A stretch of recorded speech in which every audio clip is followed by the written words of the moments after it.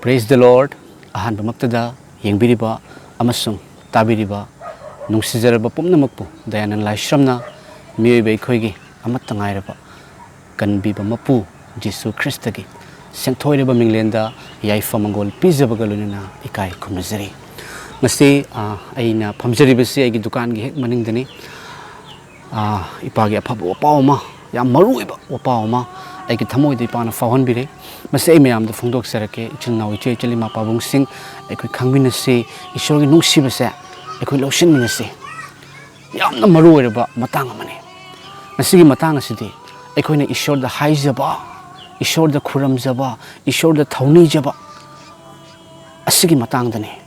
taibang panbada leiriba miyoiba pumnamakna ishorda khurame miyoy pumnamakna ishorda masa masana ningjabada masa masana chumi khanbaduda ishorda khurame adubu achumba asengba mapu aphaba yausenba mapu sarga malem taibang pal marol ahumgi mapu sargana phambal oiraga taibang panbana khongnet oibiriba leishembiba mapuda ekhoina matau karamna khuram jagadage haibase masigi matangda ekhoi khangminasi ekhoina khangi madudi ekhoigi ishor se asuki matik nungsiba mapuni maramaduna ekhoina nijadringai phawbada ekhoigi awat pa leibado ishorna khangi haiduna ishorna takpi adubu ngasidi ekhoina ipada matau karamna haijagadage matau karamna ekhoina nijagadage haibisiki matangda holy bible dagi matek amakhaktang yam tena ai thamjage thagachari ahanbada aina phongdok jagadori basidi johan dagini johan pandup taraga marigi pada taraga humdoi amasung taraga marida asumna takpi maramdi machani pada mapana matik mangal chaunaba nekhoina aigi mingda nijaba khuding aina taugani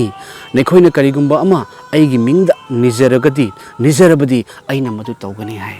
ekhoina nijabasida leishembi mapuda nijabasida kanagi mamingda nigadawmano ekhoibu paptagi kanbikhiba leishembi mapuna thabiraklaba mebigi damakta ushin oiduna siduna phumduna hingatkhiba Jesu Christagi mingda nijabase kwaidagi hena maruni amasung ekhoina nijaribani ipana ekhoigi nijabado thunganbiribani ko masini haribase maramdi machani pada matik mangal chaunaba Jesu Christagi loibikhiba thabuk aduna ekhoida pibiraba ran khubamado Jesu Christagi matik mangal chaunaba achumbado khangnabagi damakta nekhoina aigi mingda nijaba kuding tawgani Jesu Christagi mingda nijaba kuding se ipana tawbila shembe mapuna thungangani hai Jesu Christagi mingda nijaraktoini Jesu Christana loibikhiba karino haina khangaga nijaraktoini bako ishor khangdaba misingna aigi karpiu aigi lampiu emingondagi heningi haibagi khuni dinira roi adubu Jesu na aigi pap ko pikhibagi maramgi dama thagachari pa haiduna nirakaneba thagachari pa aigi thawai pa da sinajari aigi hakchang pa da sinajari ipagi thaugal hene tawjage ipagi thaujal na matam chupada yombi bagi damak thagachari yombi u haiduna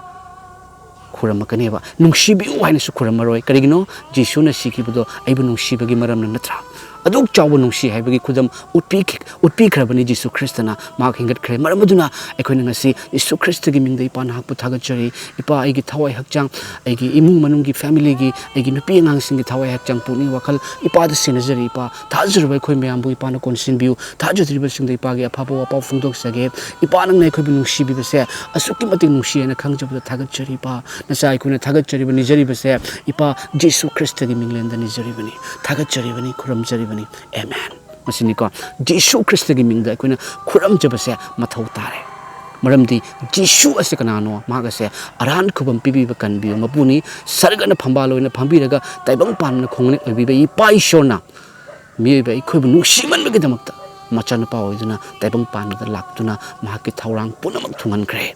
ekhoigi iral Jesu Christagi mathakta thadakre ekhoina phangadaba chaina Jesu na phangkre ekhoina tagadaba noro Jesu Christana khangkre Jesu na hingatkre thajarubagi maramna ekhoise ahingbagi macha aran khubamgi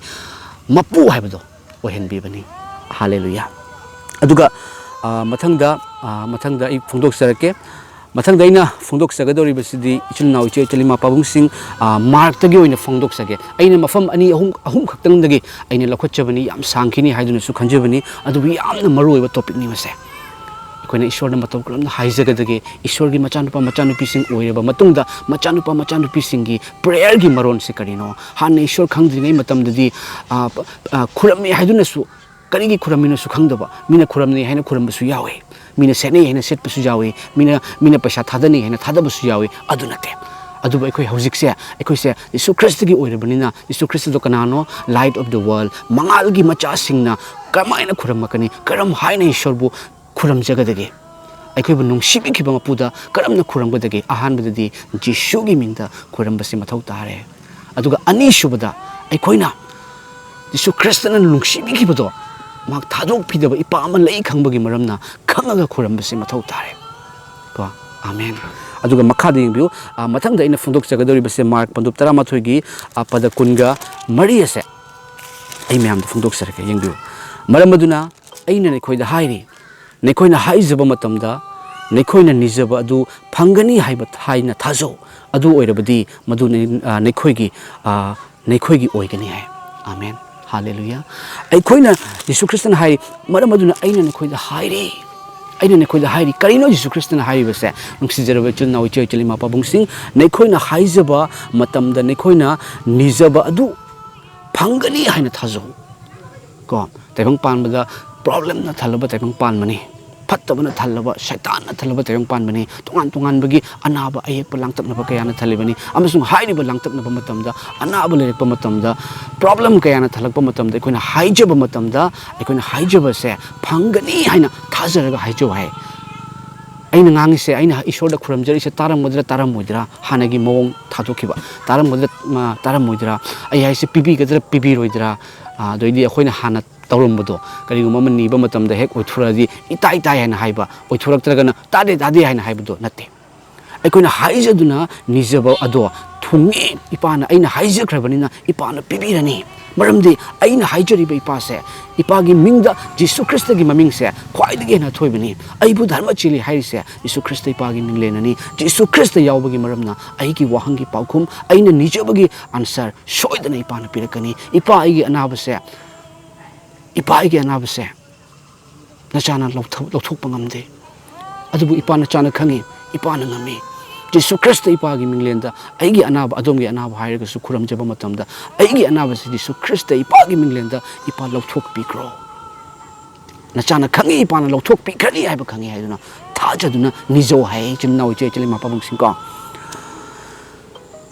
निजबदु फंगनी हाइबा थाजो हाइबा फंगनी हाइबा इपाना पिरकनी ngasi ओइखितबा याइ हयेंग ओइखितबा याइ अदुबु ओइरकनी हाइबसे खंगु हाइबनिबको ओइरकनी अइगी वाइना निजबसे हाइजबसे इपाना ताबिरे इपाना सुंगसोइ सोइदन ओहेनबिगनी हाइबा थाजो अदु ओइरबदि मदु नखोइगी ओइगनी high थाजब ओइबा तारगदि थाजदुना निजब ओइबा तारगदि confident ओइबा तारगदि यीशु ख्रिस्टदा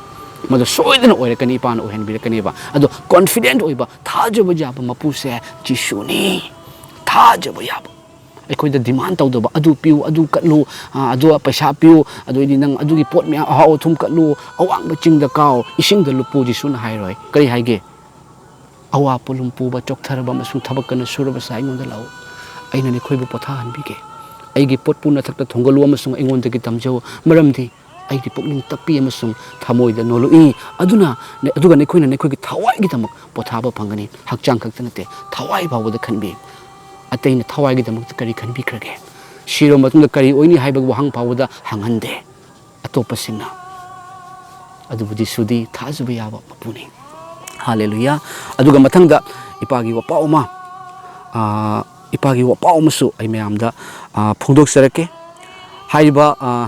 वपाउसे अइना खंगचरिबसे कैनोदगिनी माथीदगी ओइना अइ मयामदा फोंदोकसरके फोंदोकसगदोरिबसि माथी पंदुप 6 की पद 5 दगी हौरगा पद 5 दगी हौरगा पद 9 से असि फावदै पाथोकसरके मतम से खर खर सुम ममसिले नुमिदांग वैरम मोइसिले अदु इपागी वाहै अथोइबसे असिना मंगाल ओइना अदोमगी नुंगदा लाकपिगदोरिबनी आमेन यिंबिउ नाहकना हाइजबा मतमदा अफा सासिनबा मिसिंगुमना ओइगनु मरमदि मिसिंगना उनबा मैखोइना सिनागोगसिंगदा अमसुंग अचौबा लंबीसिंगदा चिथेकता लेप्तुना हाइजबा पामी अइना निखोइदा तसेंगना हाइरि मैखोइना मना लोइना फंग्रे अदुबु नाहकना हाइजबा मतमदा nahaki kada changu amasung thong thingzillaga lona leiba nahaki napada haijau aduga lona uriba nahaki napana nangonda phongna mana pibigani Nekhoina haijaba matamda atopa jat singumna arembada hanjin sonduna haijaganu maramdi mekhoigi wahai mayam adugi maramna mekhoibu tabigani haina mekhoina khalli maramaduna mekhoigum oiganu maramdi nekhoina mangonda nijadringaida nekhoigi awatpa leiba adu nekhoigi napana khange hai hallelujah praise the lord thagacharipa ichilnawi che chalima pabung sing nungsijarubu sing kaya da thoibi shonko hingingaida sarga fangi haibe ngambagi punsi se aikhoigini kanana haiba ngamge adom hangbiu atopada leiba singda hangbiu adubu khangrane adubu aina haiba ngamgadrane ishorna khangre harakani ishorna khangalemi ko ishorna khangre nate ishorna thazarabe ko khangalle ingbiu ko aduga ingbiu nahakna haijaba matamdane apha sasinaba mi singum oiganu hai migi mamangda afaba saba tarong panbada oinari se ko machu gi fi selaga lik meam siraga makhutaga sumai mai tawraga tawbudo afaba saba do mai taw sasannu hai moi khoigumna oiranu hanna khoi oirameba khuramu hairga khuramba hojigum hojik oiranu hai thamoidagi khuramjaba thagatjaba ko maramdi mi singa unaba mai khoina sinagog singa amasung achouba lambi singi chithekta leptuna haijaba pami karigino mai khoina mi singa unaba haijariba lambi gi chithekta lamjauda lepaga aikoina news da suim yengbiu adugi dharma gi mi singdo lambi da tholaga mai khoi gi lai khuramame atop mi singsu lai khuramba yaroi mai khoina khurambadi ekhoisu khurambani gaina tawbudo mi unabage aduga masigi sona haije kino mai khoina mana fangreba mi singna uba matamdadi kari hai ish sigi mi se yamna dharma chenba male masidi yam afaba mi ni he yengune mana kyam phajana lai khuramino afaba mi no haina manado mi nupal gi lai khurambai manado mi duna fangreba mi duna mayamna thagaleba phaiko haina adubu mana haijariba mapuduna di hai tabidi mi gi mamangda utleba mana aduni haise adubu nahakna haijaba matamda nahaki kada changu nahakna thong thingjallaga lona uriba nahaki napada haijo aduga mahakna phongna mana pibigani hai adubu thajaruba chilnawi che chalima pabungsing adumna ekhoina haijaba matamda ne ekhoigine lamjauda mi unabage haina lepkanu adubu ekhoigi kada changu hai achikpa mafamda changaga haijo adubu lona haijo hai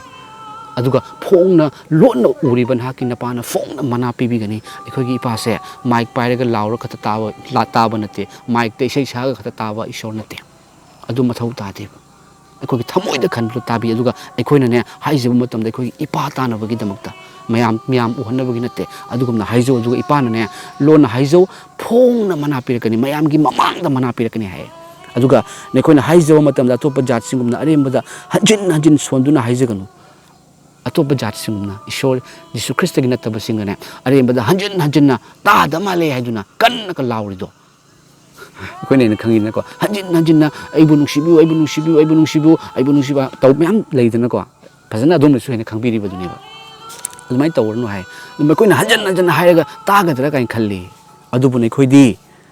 adugumna oiranu ko maramdi ne khoigi wahai mayam aduna me khoina tabigani hain khalleba maram aduna nekhoigum oiganu maramdi nekhoina mangonda nijadringaida nekhoigi awatpa leiba adu nekhoigi napana khange amen